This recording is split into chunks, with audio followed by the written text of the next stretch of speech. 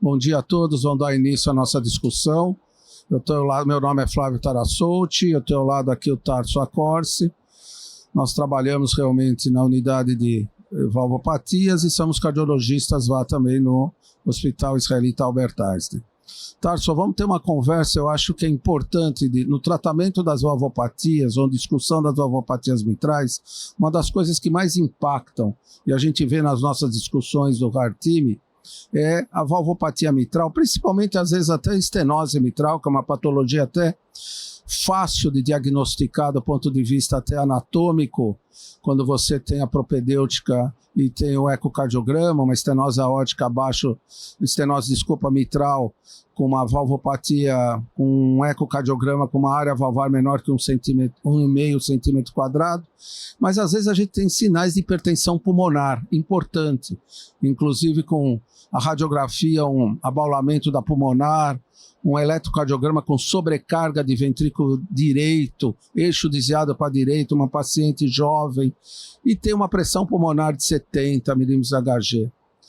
Qual é a sua, além da indicação, qual é a sua preocupação dessa hipertensão pulmonar em relação a essa indicação do tratamento de intervenção? Excelente.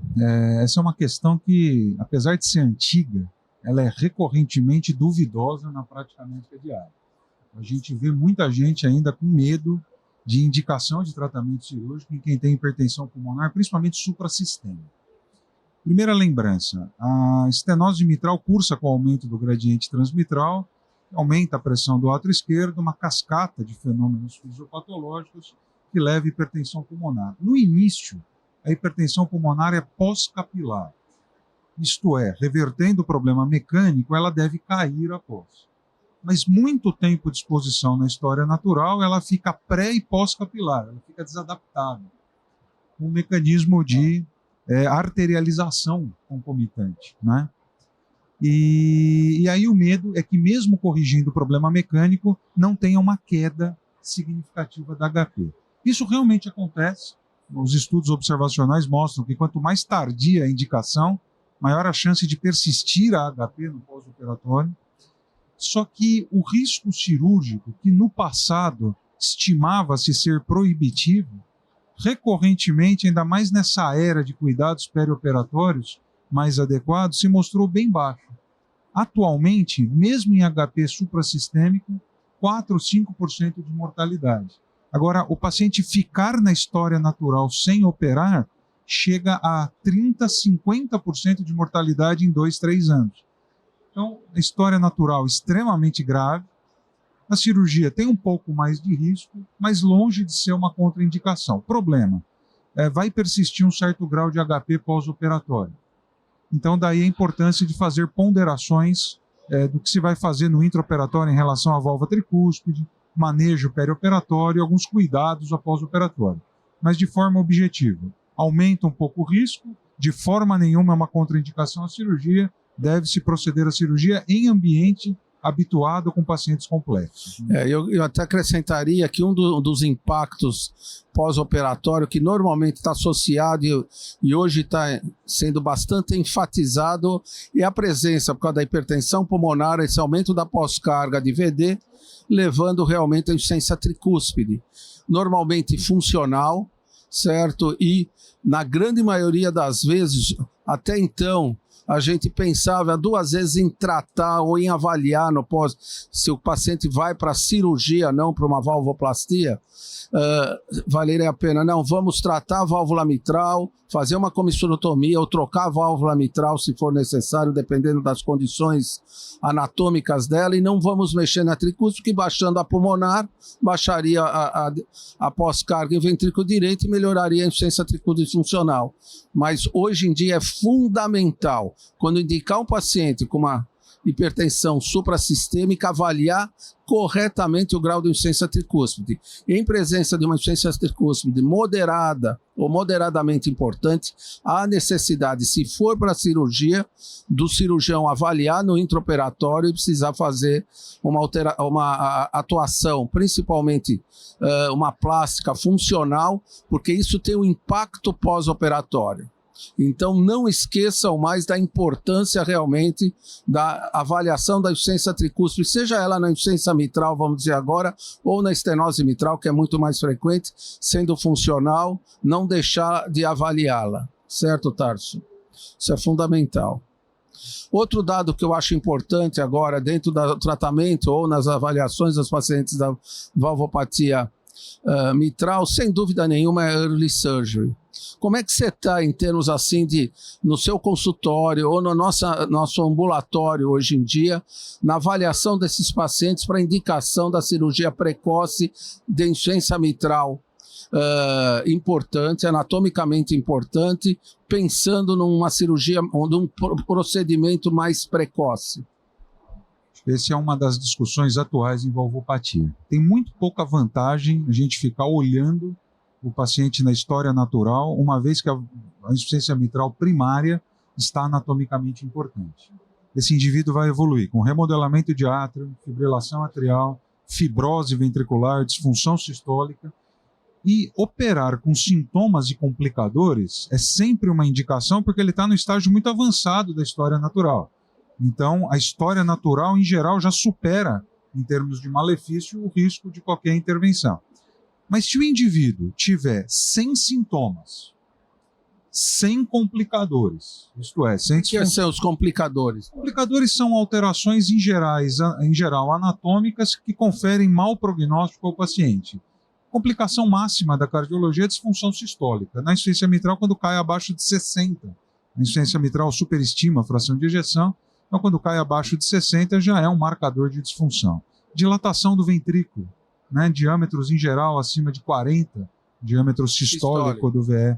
Hipertensão pulmonar, fibrilação atrial, são marcadores que mesmo que o paciente não tenha sintomas ou poucos sintomas, ele tem um mau prognóstico. Quantificando o mau prognóstico, 20% de mortalidade por ano. Quer dizer, é alto, né? Quer dizer, é uma situação que ameaça a vida, precisa se interromper a história natural. Agora, mesmo que o indivíduo não tenha isso, se ele for um paciente de baixo risco, jovem, sem comorbidades, uma alta probabilidade de conservação da válvula plástica, Prolapso. Né? Por prolapso reumático, Posterior. degenerativo, menor a chance, né? Prolapso posterior, maior a chance. Num centro de excelência com baixa morbimortalidade, na balança, e você ficar esperando a história natural, até dar sintomas e complicadores para você indicar, ou interromper antes, uma tendência atual de se interromper antes, mas desde que essa tríade seja batida. Paciente de baixo risco, válvula altamente previsível de plástica, num centro de excelência. Aí sim, se ponderar essa early surgery. Olha, só para em termos assim de assistencial mesmo, do dia a dia, a gente tem dado muita segunda opinião sobre pacientes com insuficiência mitral, com prolapso, principalmente P2, tudo. Cada vez mais incrível. Aquilo que a gente fazia até no Instituto do Coração, por ter uma subespecialidade, uma unidade de clínica de valvopatias, sempre foi feito. Agora, nos grandes hospitais, inclusive no próprio Einstein, hoje em dia a indicação em pacientes assintomáticos, em doença valvar, cada vez mais eu defendo, e vai estar nas novas diretrizes que nós vamos tentar já se reunir mais nos próximos, pelo menos próximo ano, a importância do Heart Team nesse perfil de doentes assintomáticos.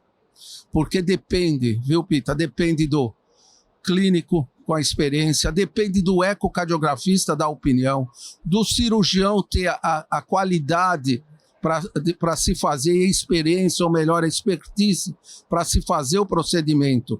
Então, hoje, a responsabilidade não é mais só do clínico. Logicamente, a aceitação da família, mas é fundamental dividir essas responsabilidades no bom sentido, porque é o benefício do paciente com o ecocardiografista para ver qual é a possibilidade. Nesses pacientes, se possível, fazer um eco transesofágico tridimensional até, para ter a própria visão que o cirurgião tem, que vai ter do... Nós estamos falando, de novo, em cirurgia precoce, sem complicador, insuficiência mitral importante, na possibilidade de um reparo, de uma plástica da válvula mitral. Então, são exames que são tecnologia mais avançada, mas são necessárias para praticamente você prever o resultado e poder dizer, as nossas diretrizes, olha, a chance de 90% a 95% de plástica, tem de todas essas pessoas estarem colaborando, eco, clínico, cirurgião com habilidade e, logicamente, um hospital com expertise em pós-operatório para manter realmente os pacientes nos melhores cuidados exigidos. Professor, Concorda? Concordo. O senhor me permite, tem um conceito que eu acho muito interessante, acaba sendo muito teórico indicar precocemente, tem toda essa preocupação. Mas tem um dado que reforça a indicação precoce, que é a tendência de complicador.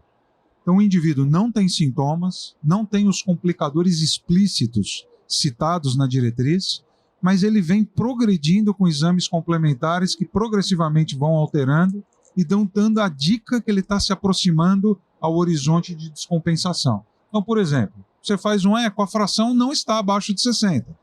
Mas ano retrasado era 68, ano passado 65, esse ano 62. Ok, não caiu abaixo de 60, mas na sua frente vem progredindo. Diâmetro sistólico, 34, 37, 38,5.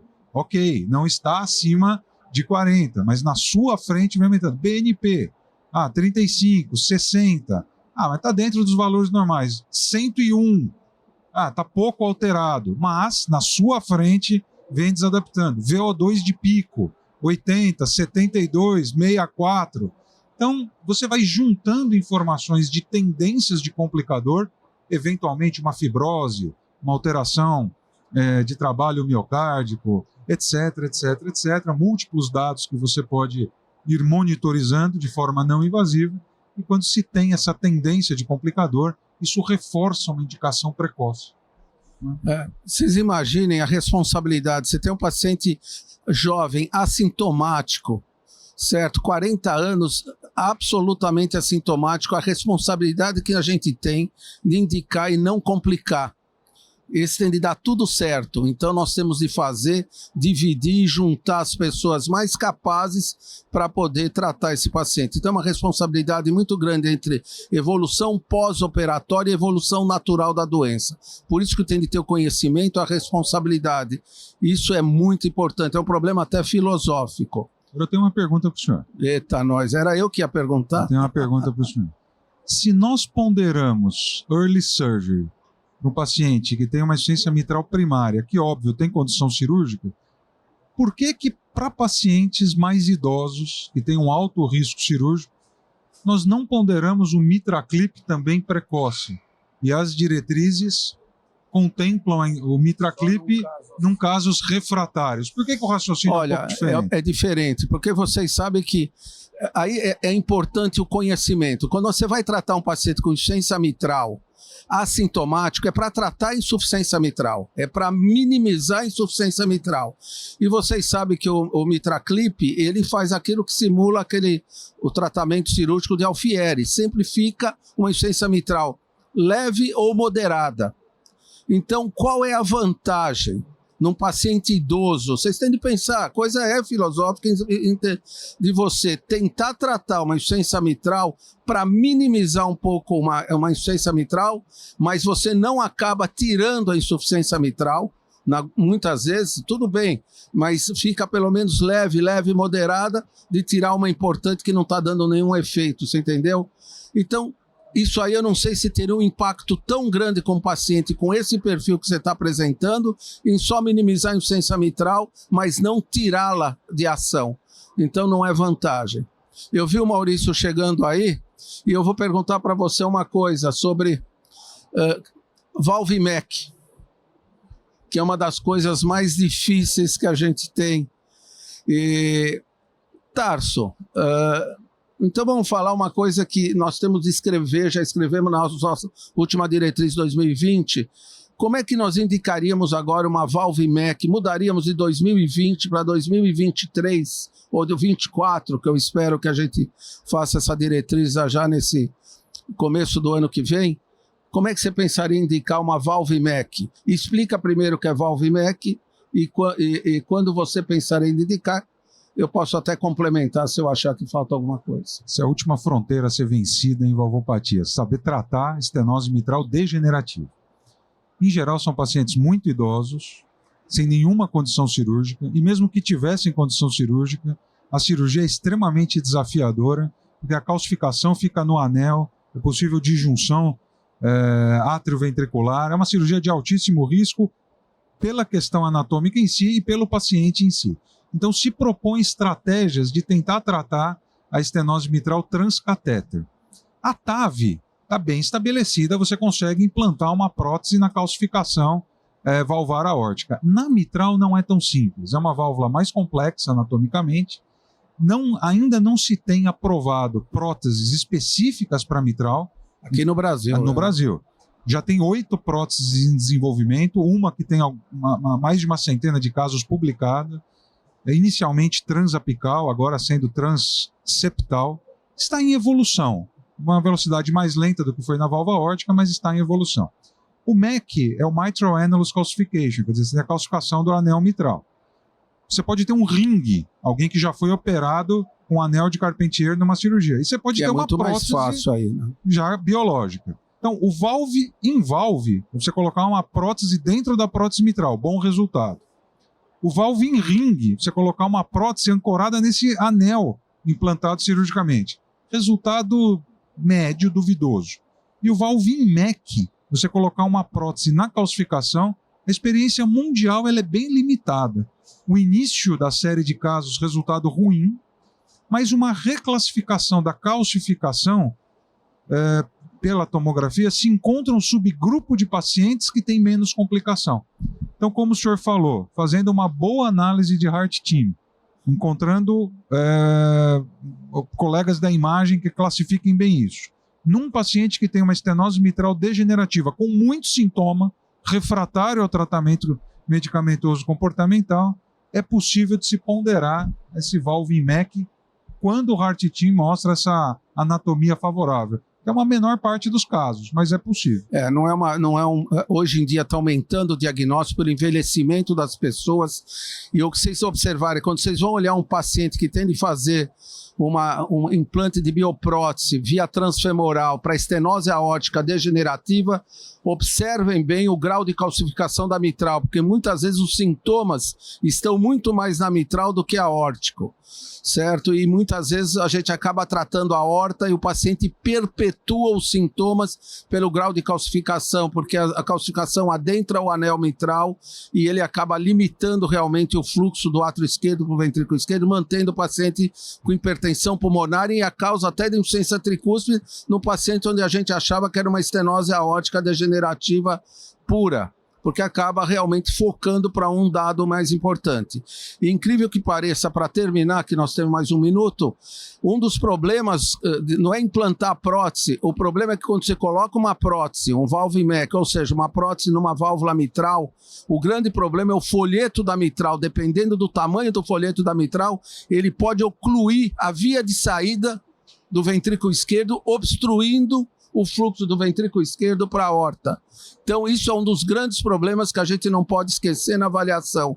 Então, é muito importante na avaliação do valve MEC, aqueles que vão fazer, é fazer a mensuração e a simulação como vai encaixar a válvula e se o folheto da válvula mitral, que vai ser afastado, o folheto anterior não vai obstruir a via de saída da válvula aórtica, na via de saída do ventrículo esquerdo, desculpa.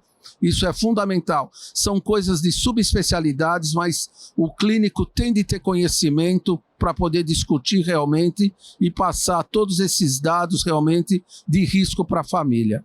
Eu acho que é isso, Tarso, são 9h20. E eu acho que 3 assuntos importantes que a gente falou: hipertensão pulmonar, early surgery e valve MEC. Espetacular. Não desistam do tratamento do paciente portador de valvopatia, mesmo que idoso e com alto risco cirúrgico. E não deixam de estudar doenças valvares. Obrigado, professor Flávio.